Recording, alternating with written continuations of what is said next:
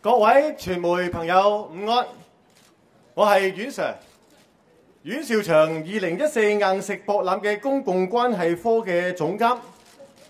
今日我會解答大家對於呢個棟篤笑嘅疑問。我先會用中文，然後再用英文回答大家嘅問題。不過而家未到4點，等我校返個鐘先。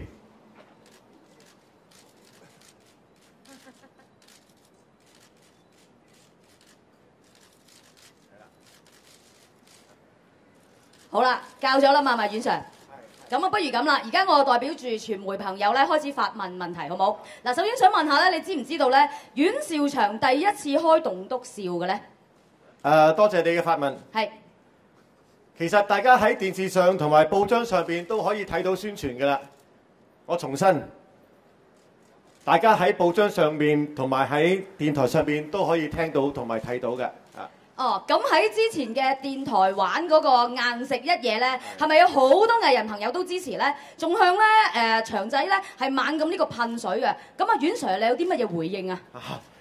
都好多問題啊！我對於佢哋嘅決定係表示歡迎。I will now recap in English. They are working there, and we welcome their decision. 咁啊，聽講咧網上邊咧，咁啊有一個優先訂票咧已經完結咗啦。咁啊到聽日咧先至正式開售嘅。有啲買唔到飛嘅朋友咧，佢哋表示好不滿喎，阮 Sir。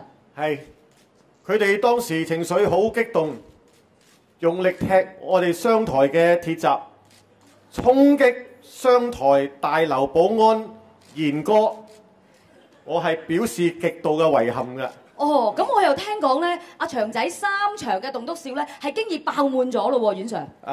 呢度咧我要作出好強烈嘅駁斥，係絕無其事。我重申一次係絕無其事。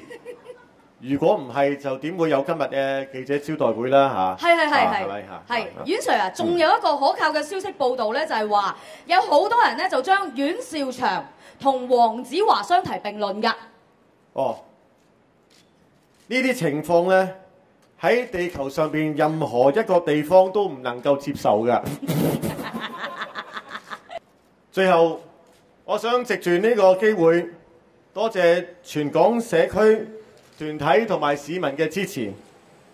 And I will now recap in English. I also wish to take this opportunity to recap in Chinese. 好，咁啊，我知道。